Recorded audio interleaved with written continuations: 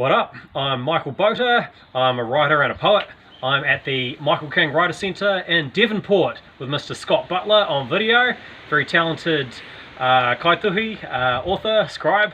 Well, he's not scribe, but I digress. Now I am going to perform a poem from Michele Leggott, the former poet laureate, well-known supporter of the literary arts to many Aucklanders.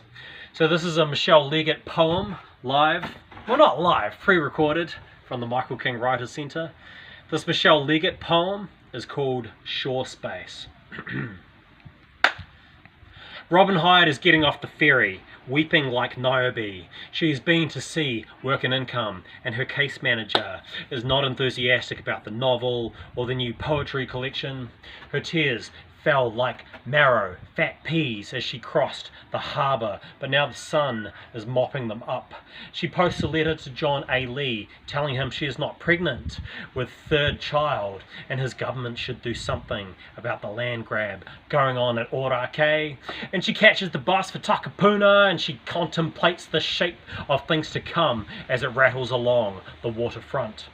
Look, there is the Fairburn house, but no Rex. He was sent to buy chops for the family dinner, and he wandered off to the Masonic, where the public bar is critiquing the second draft of Dominion. Robin Hyde waves back from the bus, and the bar waves back. Bring us yours next time you're down this way, they call. And she pats the typescript in her bag. It's a little book of dream and philosophy. There is something there for everyone to see. And here is Kevin Ireland with jaunty Sid heading for the cricket pavilion. After a narrow escape from the fangs of a neighbourhood fiend in Domain Street, Sonia Yelich, she pulls alongside honk honk in a car full of kids and books. I call you last one on national radio, she calls, let me know if there's anything I can do. Robin Hyde, she perks up as the bus swings past Narrow Neck. Look at all those sailboards, surely one or two hold world-class poets in the making. She likes the look of the bicycle lanes on Lake Road and she spots Frank Sargison ambling home from Esmond Road. Hey Frank, let's get together next week at my place, she calls.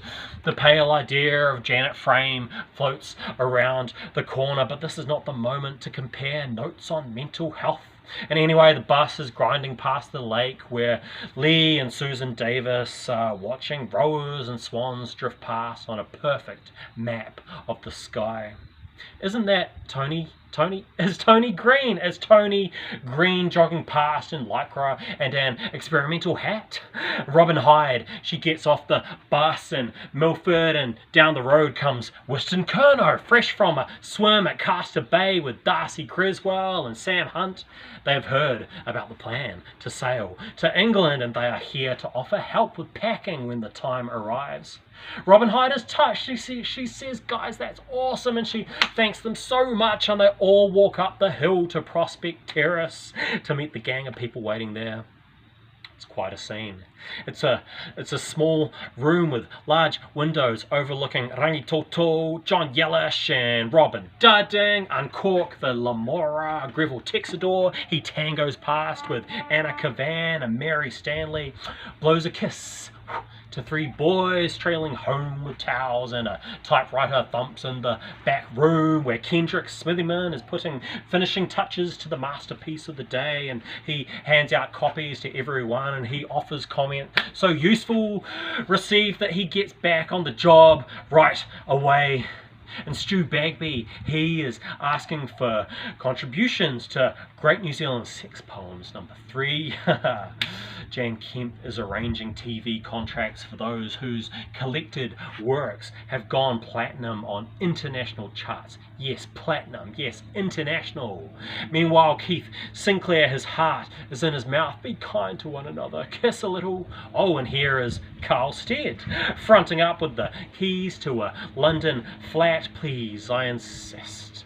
And the big Pohutakawa at the gate leans out over the iron roof, and fantails they hop in a mesh of boughs, and still the typewriter, it thunders on above the talk of poets living and dead, and suddenly Robin Hyde is no longer minds. She doesn't mind that the landlady wants her out in time to catch the Christmas tenant rentals. Kendrick, look, here's this new machine I could take overseas. Why don't you keep my old clunker? She has bought, you know what she's bought? She has gone and bought tickets to England by way of China, Japan, Russia, and Germany, and France. The whole world war is waiting to happen, and who knows what will become of her novels, her letters, her poetry collections. One thing is for sure, that she would be pleased this spring afternoon above the boys. She will be pleased where goss and mangrove present a united front and choco vines run wild. She will be pleased that Jack Ross and friends have come by with a box of books, and that a sausage sizzle is going to go on to make a fundraiser for a poet who has run out of cornflakes, and that on the other side of the world, Robin Hyde is living on baked beans and disprunes, and soon she will leave the places we can see, and she will walk the seaward road that glistens with disappearances. She waves her stick in farewell as the sun goes down on the blue and bountiful bay, and she finds a piece of exquisite bond in the wild wilderness of paper that is her book, and she starts to write. That poem is called Shore Space, from the Michael King Writers Centre, and that poem was written by Michele Leggott.